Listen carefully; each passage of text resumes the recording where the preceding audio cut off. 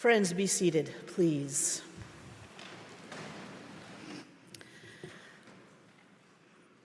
One day in high school, I walked into my social studies teacher's classroom. Mrs. Lee was my favorite teacher. She remains my favorite teacher. It may be her that sparked a lot of my interest in politics. She was deeply committed to ensuring that we understood how our political system worked, deeply committed to ensuring that we were responsible citizens who engaged in our political responsibilities well and thoughtfully. She was mild-mannered and always had a great sense of humor. She was patient, she was creative.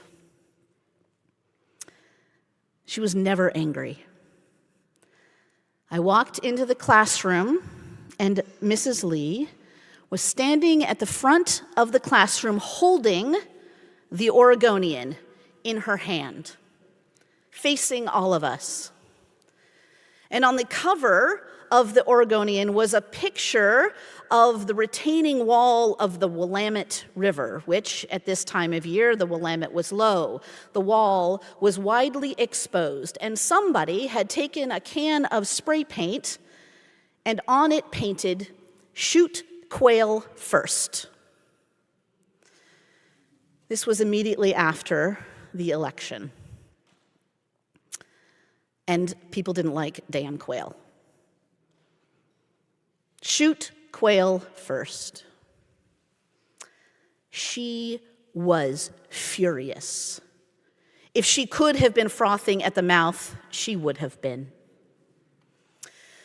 We sat there for a 5-minute tirade. I have never heard anything like it.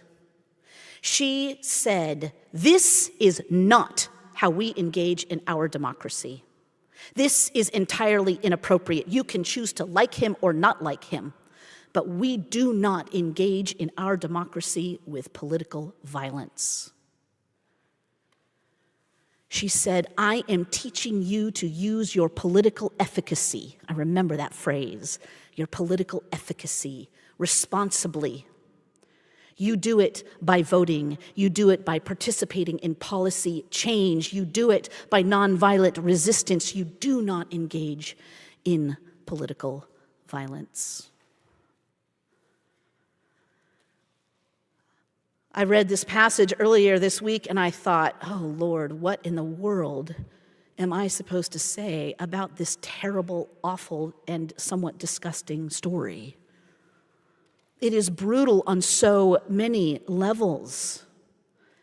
Herod Antipas, this is who we're talking about at the time, is not a wonderful person at all. He is the son of Herod the Great, the man who ordered the killing of innocent children at the news of the birth of a potential rival Jewish king. He's one of many sons, and they are competing for power. And for some reason that I don't entirely understand, given the politics of the day, Herod Antipas would have more power if he was married to the wife of his brother Philip. So Herodias divorces Philip and moves into a marriage that is probably far more beneficial for her as well, bringing along a daughter and a niece, who is invited to dance in front of a bunch of politically ambitious, well-moneyed men. This is like a Hollywood scene gone horrible. Drunken, powerful men watching a young girl, a family member, dance in a way that I'm sure was suggestive enough that all of them cheered Herod on when he says, "I will give you whatever you want." Whatever you want.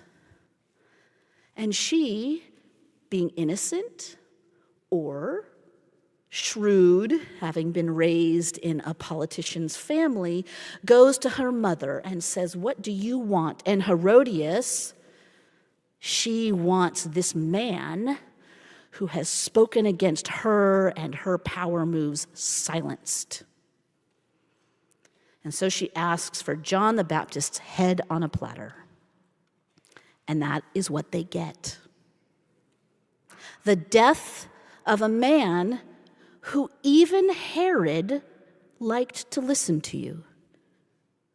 Did you catch that? Herod liked to listen to this man. He was perplexed by John the Baptist. But he viewed John dangerously enough that he did put John in prison. It wasn't a like, oh, I like what you have to say, please keep saying it. I like what you have to say, but I'd really prefer that you not say it. Herod, a Jew raised in a Jewish world, but put in power by a Roman world, is having a conflict of his civilizations. And John the Baptist is a reminder of that conflict, because John is doing what prophets have done from the beginning of prophets, calling people in power to put down the abusive use of their power, and if they're going to have it, use it to care for the vulnerable, to lift up the lowly. Prophets tell kings, you need to redistribute the land. You cannot get all the vineyards for yourself. You need to give them back to the people. You need to not hoard the money of the people to build temples and armies. You need to ensure that everybody has enough to eat. Prophets after prophets say the same thing. Elijah, Elisha, Amos, Habakkuk, Malachi, Isaiah, over and over and over again. They say the same thing to people of power. You must use your power to care for the vulnerable, and if you don't, you should not have power. And there's something in that rings in the heart of Herod Antipas. But in this moment, it isn't enough. He needs to show off in front of his fellow leaders. He needs to show them that he will indeed keep his word, no matter how brutal his word is. And so he gives his wife what she wants, probably convenient for him as well. This silencing of a person. But clearly the guilt eats away at him, because when someone else comes along and begins to say the same things, he thinks that it is John the Baptist come back to haunt him.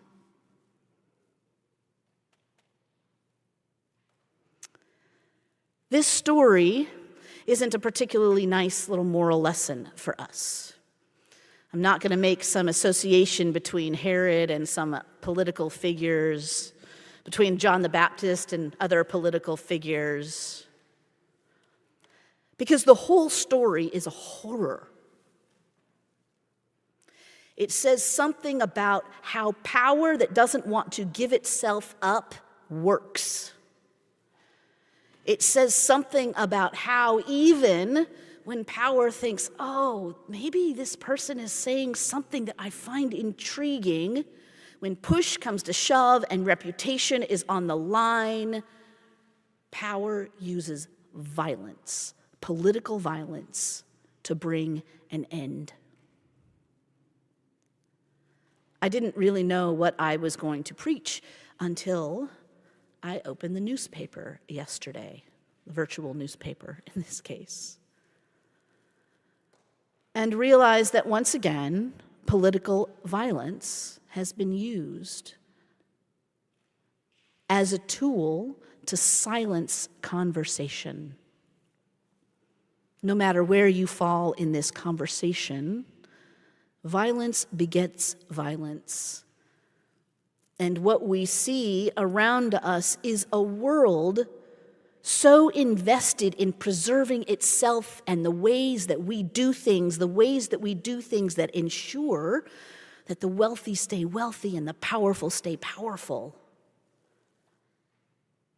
that we will use violence to bring that to an end. We are going to spend the next months, if not years, inundated with stories that will increase our anxiety and our fear, and it is anxiety and fear that lead to violence, to that need to defend by any means necessary. Mark offers us this story as a contrast to the story of the world that Jesus is inviting us to participate in. Instead of a world of political violence, it's a world where he stops and listens to a woman on the outside on the way to speaking to a powerful man and raise his daughter. Where the privilege of a position of power does not obviate the vulnerability of a person, where the healing of Jairus and his daughter includes the healing of a woman bleeding for 12 years, where healing for one is healing for all. That is the invitation of the world that we are called to be a part of, to help create. To do it in our individual lives, to do it in the life of this community, to do it as a part of the larger community that we are a part of, to use our gifts in whatever way God has called us able to use them to care for those around us. It's not a world where we will be particularly welcomed well into that world, where compassion, joy, kindness, treating everybody as if they deserve health and shelter and education.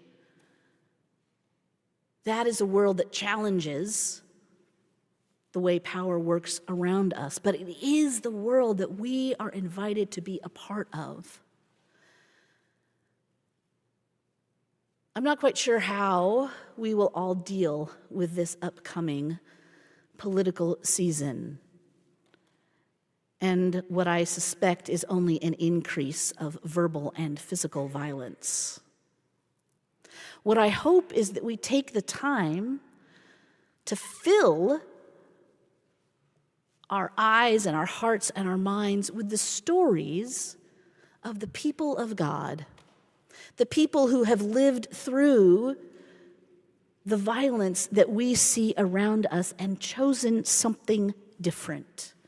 2 weeks ago, we celebrated Polly Murray.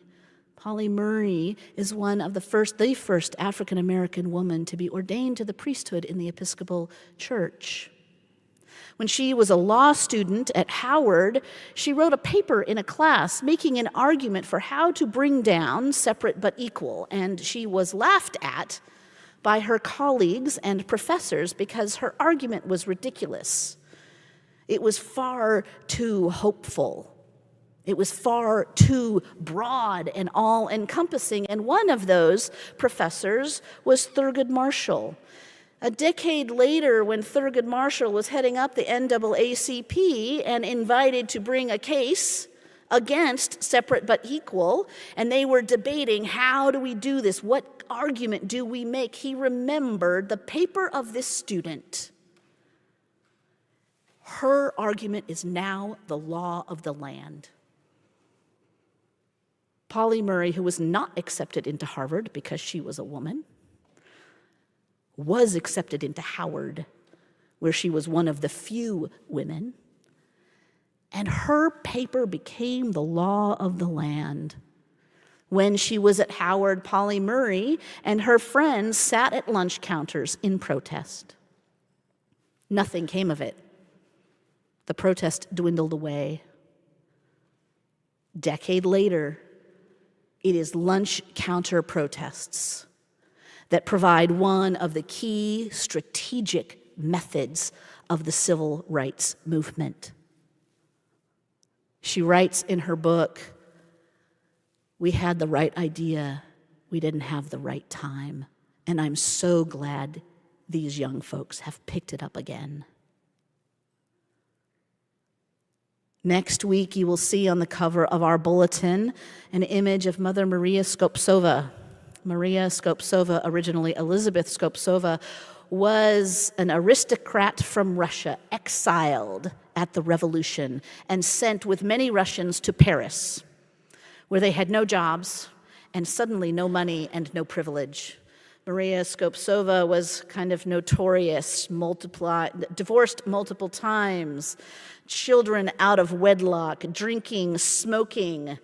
She gathered a salon of intellectuals to talk and argue theology. Theology, by the way, which has seeped into the Book of Common Prayer and the revisions of the prayer book that the Episcopal Church then engaged in conversation with Orthodox and Catholics in that period between World War II and 1979. She decided that she had a call to monasticism, but she didn't really like the idea of a monastery up on a holy hill. As a matter of fact, she had a lot of words to say about monasteries who separated themselves off from the people. She was going to do a monasticism in the city, and she started a soup kitchen in which she fed hungry immigrants, anybody that would come. She developed a reputation of missing liturgy because she was too busy feeding the poor. In the Orthodox Church, that's a big no-no. You do not miss liturgy. She and her son, who was ordained a priest, sheltered Jews during the beginnings of the German occupation in Paris. They would feed them, they would try to help them escape, often by forging baptismal certificates. She lied and forged Christian documents to get Jews out of Paris. She and her son and others were caught. She was executed in Ravensbrück prison on Good Friday, 1945, a few weeks before liberation.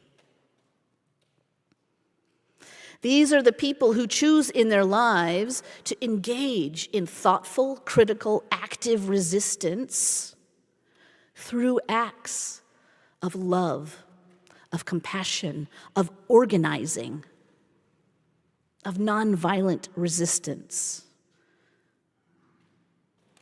They choose to embody the reign of God in a way that does not encourage or lead to political violence. Friends, we will be inundated with the violence of Herod. We are all the time. It's around us constantly. It is a story that stands in contrast to the story that we are invited to create, the story that we are invited to write. We, as Christians, with a commitment to a baptismal covenant, are called to live out, to embody our values in any number of ways. Volunteering, choosing to live on less money so that we can give it to organizations that we care for and think are doing what is meaningful in the world, to participating in this community as a way of caring for those around us, struggling with what it means to figure out how to care for those around us and how to care for one another.